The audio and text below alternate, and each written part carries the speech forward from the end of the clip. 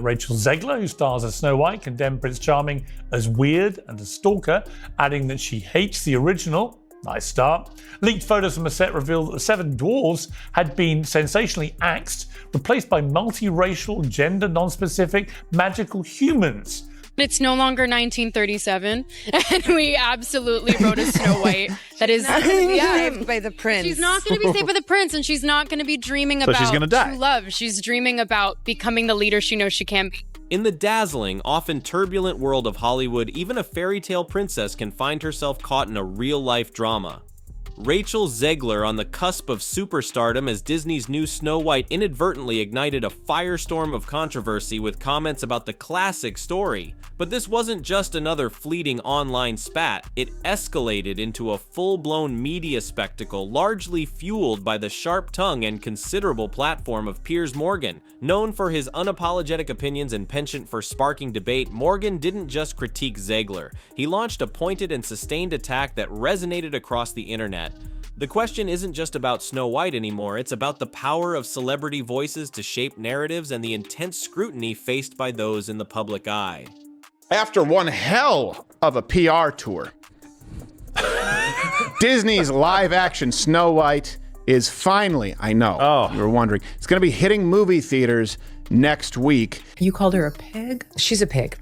I know, I'm harsh. Sometimes I really get She's a young girl. Oh, fuck her. We've called people slam pigs, so. There we go. Rachel Zegler's casting as Snow White was initially met with excitement, a fresh face bringing a beloved character to a new generation. However, during press engagements, her reflections on the original animated film sparked the initial friction.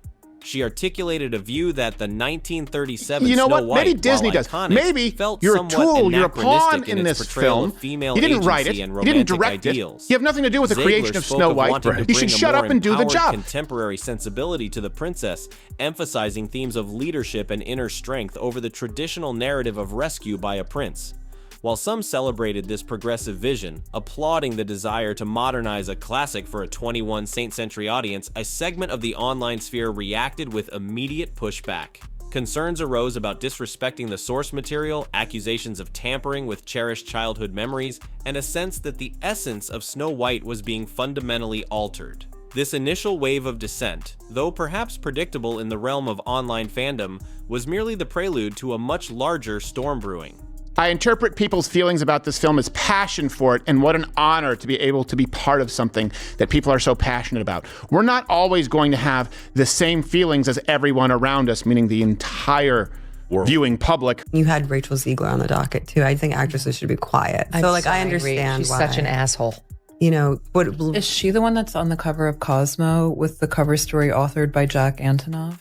I don't know. I Is just that know the of her same girl? stupid statements in the Let me news. look this up. Yeah, I think actresses should be quiet. I And love Piers Morgan, a figure synonymous with outspoken commentary and headline-grabbing pronouncements, swiftly seized upon the burgeoning controversy.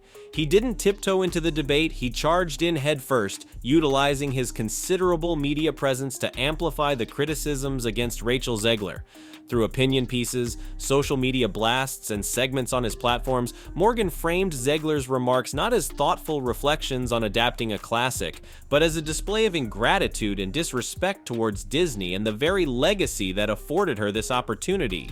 He employed sharp, often accusatory language, suggesting she was woke and out of touch, portraying her comments as an insult to the original creators and generations of fans who held the animated film dear. Morgan's intervention wasn't just a critique, it was a deliberate and forceful redirection of the narrative, transforming a nuanced discussion about adaptation into a stark black and white conflict. Zegler as the entitled upstart versus the sanctity of a beloved fairy tale.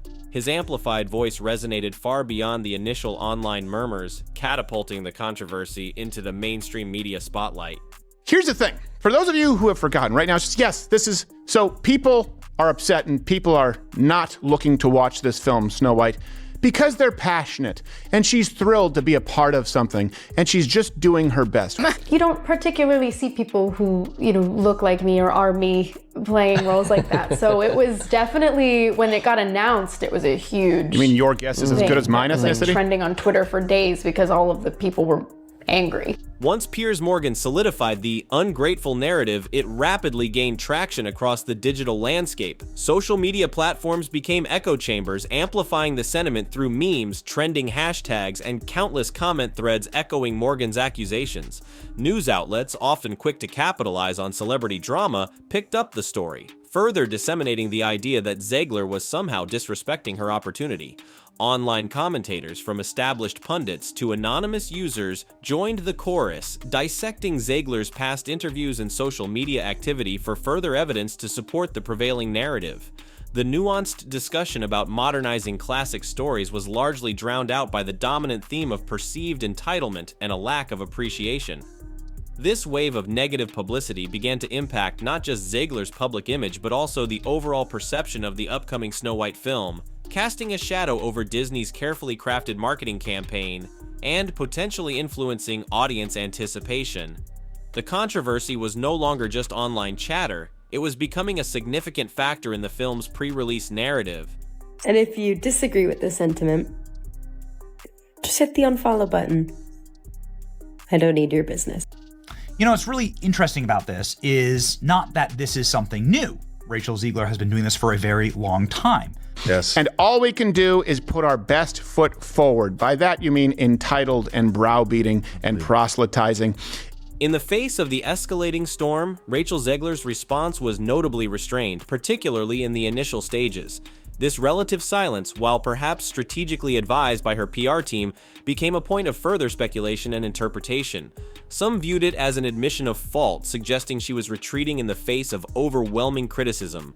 Others speculated that she was deliberately avoiding further fueling the flames, hoping the controversy would eventually subside. Behind the scenes, rumors began to circulate about internal discussions within Disney, whispers of potential damage control measures and anxieties about the film's reception. The lack of a direct, forceful rebuttal from Zegler allowed the ungrateful narrative to solidify further, but it also subtly shifted the focus from her initial comments to her reaction to the backlash. This period of relative quiet became a vacuum filled with speculation and heightened anticipation for any future statements or developments, leaving audiences wondering if and how Zegler would eventually address the ongoing furore. The silence itself became part of the unfolding drama. Our rights are on the line, folks. Our reproductive rights. Ugh. Come on. Go get Cheshire Cat. Go vote blue. The premiere events obviously are times when the actors and actresses can hype themselves and the product and can speak to the press on the red carpet, can be photographed in gowns and saying funny, quirky things. Piers Morgan, far from letting the controversy fade, maintained a consistent presence in the ongoing narrative. He didn't simply offer his initial critique and move on, he continued to reference the situation both directly and indirectly across his various platforms. His commentary took on a tone that could be interpreted as self-congratulatory, almost a victory lap, as he seemed to bask in the public validation of his initial stance. He would often retweet or highlight supportive comments, further reinforcing the idea that his perspective had resonated with a significant portion of the audience. This prolonged engagement kept the Snow White controversy in the public eye far longer than it might have otherwise persisted, ensuring that Rachel Zegler remained inextricably linked to the ungrateful label in the minds of many. While some lauded Morgan for holding celebrities accountable, others viewed his continued commentary as excessive, even bordering on bullying, suggesting he was using his platform to relentlessly target a young actress for what was, in their view, a relatively minor misstep in public relations. The sustained nature of Morgan's attack amplified the controversy and solidified his role as a central figure in the unfolding drama. You could believe that, or you could look at the fact that she has been sabotaging this film for years at this point. The original cartoon came out in 1937, and very evidently so. There's a big focus on her love story with a guy who literally stalks her. Yeah. Weird. Super weird. So we didn't do that this time. Looking beyond the immediate headlines and social media skirmishes, the Piers Morgan and Rachel Zegler Snow White saga raises more profound questions about celebrity discourse and the nature of public criticism. Was Zegler's commentary truly a display of entitlement, or was it a valid expression of creative vision within the context of adapting a classic for a contemporary audience? Conversely, was Piers Morgan's critique a necessary corrective to perceived celebrity arrogance, or did it represent an overly harsh and potentially damaging overreaction? The debate touches upon broader societal anxieties surrounding cultural appropriation, the reinterpretation of beloved narratives, and the ever-shifting boundaries of acceptable public discourse for celebrities. It also highlights the immense power of influential media figures to shape public opinion and the potential consequences for individuals who find themselves in the crosshairs of such concentrated criticism. Ultimately, the clash transcends the specifics of Snow White and becomes a case study in the dynamics of celebrity culture, online outrage, and the complex interplay between artistic expression and public expectation in the modern age. Wait, feminist Conor McGregor. Who the fuck is that guy? It's a weird walk for a weird broad, and I don't like her. It is, and it's really mean to put her next to Gal Gadot, who's absolutely stunning. Yeah. So it's not fair. We argued about that, but amidst the escalating public feud and the increasingly polarized online debate, one major player remained conspicuously quiet for a significant period: Disney itself. The studio, usually adept at managing its public image and navigating controversies, adopted a seemingly cautious approach. This strategic silence was itself a subject of much speculation. Did Disney believe that directly addressing the Piers Morgan-Rachel Zegler clash would only amplify the negativity and further entrench the controversy? Were they hoping the storm would simply blow over, allowing them to refocus attention on the film closer to its release? Or were there internal divisions within the studio regarding how to handle Zegler's comments and the ensuing backlash? Disney's calculated silence became a narrative in itself, prompting observers to question the studio's crisis management strategy and the delicate tightrope walk they were attempting between supporting their lead actress and mitigating potential damage to a major tentpole project. This period of corporate quietude only heightened the tension and suspense surrounding the unfolding drama. And if you disagree with this sentiment, just hit the unfollow button. Wow, what a scene. I don't need your business. This has been such a catastrophic nightmare for Disney that Disney has decided to cancel the premieres of Snow White. Beneath the surface of the readily apparent conflict between Piers Morgan and Rachel Zegler, subtle undercurrents hinted at more complex dynamics at play. While rarely explicitly stated in the mainstream discourse, the element of race and representation quietly permeated the edges of the controversy. Rachel Zegler, a Latina actress stepping into the role of Snow White, a character traditionally portrayed as fair-skinned, had already generated some pre-existing discussions about representation and evolving beauty standards in fairy tales. Did these underlying sensitivities contribute, even subconsciously, to the intensity of the backlash against Zegler's comments? Were there unspoken agendas or biases influencing the fervor of the criticism?